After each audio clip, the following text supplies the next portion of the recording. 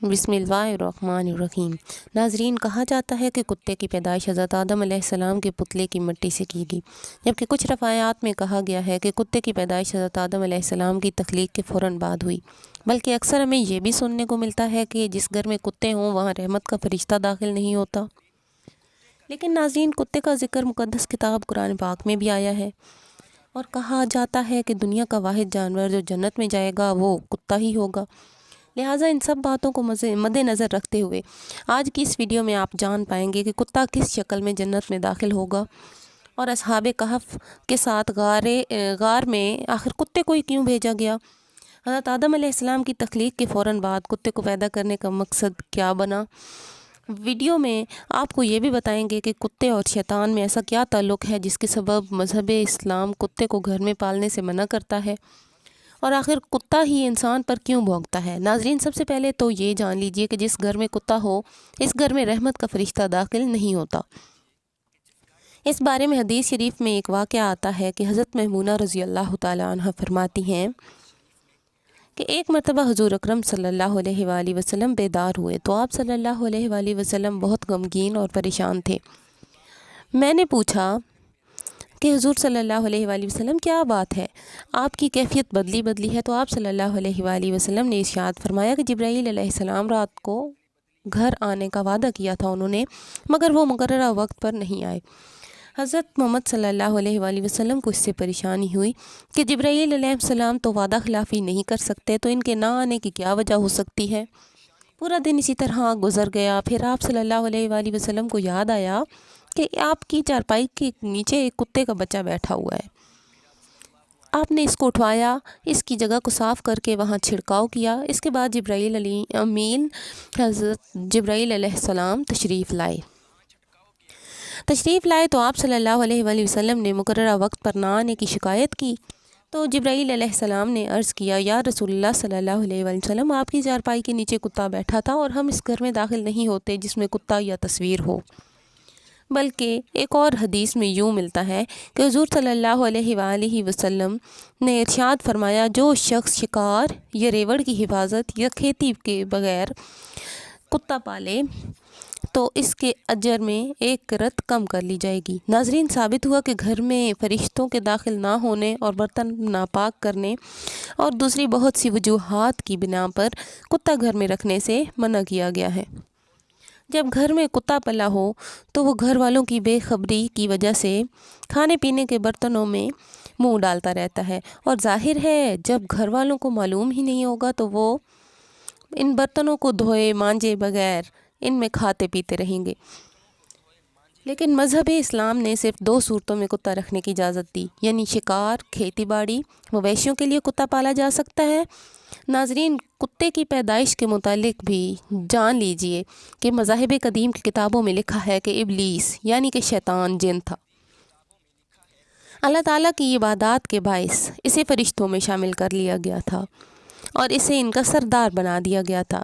اس کے بعد اس کی ریاضت کا سلسلہ جاری رہا۔ اس کائنات کا کوئی ایسا چپا یا کوئی ایسا ٹکڑا نہیں تھا جس پر ابلیس نے سجدہ نہ کیا ہو۔ یہ ان سجدوں اور ریاضتوں اور ان عبادتوں کا نتیجہ تھا کہ اللہ تعالیٰ نے ابلیس کو فرشتوں کا سردار بنا دیا۔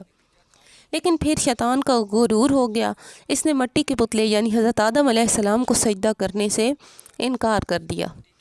جب اللہ تعالیٰ نے حضرت آدم علیہ السلام کو بنایا تو سب کو کہا کہ ان کو سجدہ کیا جائے، لیکن ابلیس کے اندر ایک غرور تھا۔ اس نے کہا، میں آگ سے بنا ہوں، یہ مٹی سے بنا ہے، میں اسے کیوں سجدہ کروں؟ اس نے سجدہ کرنے سے انکار کر دیا، اور یہاں سے خیر اور شر کی طاقتوں کے درمیان جنگ کا آغاز ہو گیا۔ قدیم اصحاف نے لکھا ہے کہ جب شیطان حضرت آدم علیہ السلام کو سجدہ کرنے سے انکار کیا تو اس نے حضرت آدم علیہ السلام پر حقارت سے تھوک دیا۔ شیطان کا تھوک حضرت آدم علیہ السلام کے پیٹ پر جا گرا۔ اس کے بعد اللہ تعالیٰ نے حضرت جبرائیل علیہ السلام کو تھوک والی جگہ سے مٹی نکالنے کا حکم دیا تھا۔ حضرت جبرائیل علیہ السلام نے یہ مٹی نکالی تو حضرت آدم علیہ السلام کے پیٹ پر ایک چھوٹا سا سوراخ بن گیا۔ یہ سوراخ ناف کی شکل میں آج بھی ہمارے پیٹ پر موجود ہے۔ اللہ تعالیٰ نے اس ناف کی مٹی سے جس پر شیطان نے تھوکا تھا اس سے کتے کو بنایا تھا۔ ناظرین، کتے کی تخلیق سے متعلق دوسری روایات یہ بھی ملتی ہیں کہ جب حضرت آدم علیہ السلام اور اماں حوا علیہ السلام کو اللہ تبارک و تعالیٰ نے زمین پر بھیجا تو شیطان نے زمینی درندوں کو ورگلایا وہ ان دونوں کو کھا جائیں، تو تب اللہ تبارک و تعالیٰ نے کتے کو پیدا کیا جس نے حضرت آدم علیہ السلام اور حوا علیہ السلام کی ان درندوں سے حفاظت فرمائی، یعنی کتے کی پیدائش حضرت آدم علیہ السلام کو زمین پر بھیجنے کے فوراً بعد اللہ تبارک و تعالیٰ نے فرمائی۔ ناظرین، کتے میں 3 خصلتیں ہوتی ہیں۔ یہ انسان سے محبت کرتا ہے۔ کتا انسان سے محبت کیوں کرتا ہے وہ بھی اس ویڈیو میں ہم آپ کو بتاتے ہیں، کیونکہ کتا بھی مٹی سے بنا ہوا ایک پتلا ہے اور انسان بھی مٹی سے بنا ہوا ہے، اس لیے کتا انسان سے محبت کرتا ہے۔ کتے کے بارے میں اگر آپ کو یہ بتایا جائے کہ رات کو کیوں جاگتا ہے، اس کی وجہ یہ ہے کہ مٹی کو جبرائیل علیہ السلام کے ہاتھ لگے تھے۔ اور ہاں، کتا انسان پر بھونکتا ہے۔ یہ انسان پر کیوں بھونکتا ہے؟ اس کی وجہ یہ ہے کہ اس کی مٹی میں شیطان کا تھوک شامل ہے، اور کتا دنیا کی وہ واحد مخلوق ہے جو شیطان کو دیکھ سکتا ہے۔ شاید یہی وجہ ہے کہ رات کے اندھیرے میں کب شیطانوں کے قافلے آسمانوں سے اترتے ہیں تو کتے اوپر دیکھ کر ایک خوفناک آواز نکالتے ہیں۔ ناظرین، غیر مسلم اقوام خاص کر یورپ میں تو اب کتے کو گھر کا ایک فرد سمجھا جاتا ہے۔ جن خواتین نے یہاں کتے پالے ہوتے ہیں تو وہ کہتی ہیں کہ اگر تمہیں مجھ سے محبت ہے تو میرے کتے سے بھی محبت کرنا ہوگی۔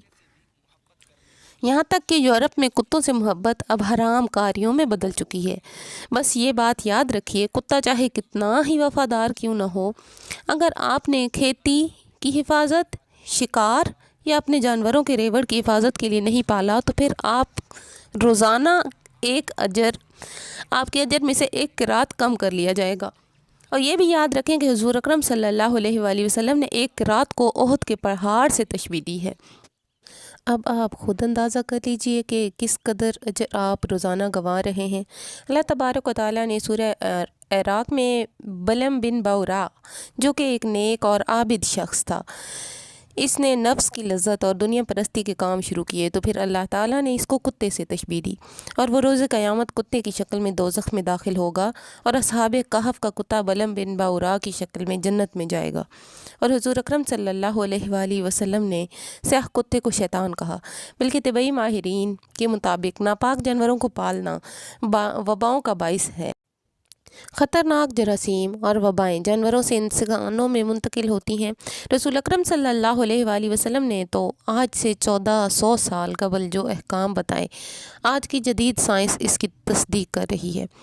طبی ماہرین کے متفقہ رائے ہے کہ جانوروں میں پائے جانے والے خطرناک جراثیم انسانوں میں منتقل ہوتے ہیں، جو وبا پھیلنے کا باعث بنتے ہیں۔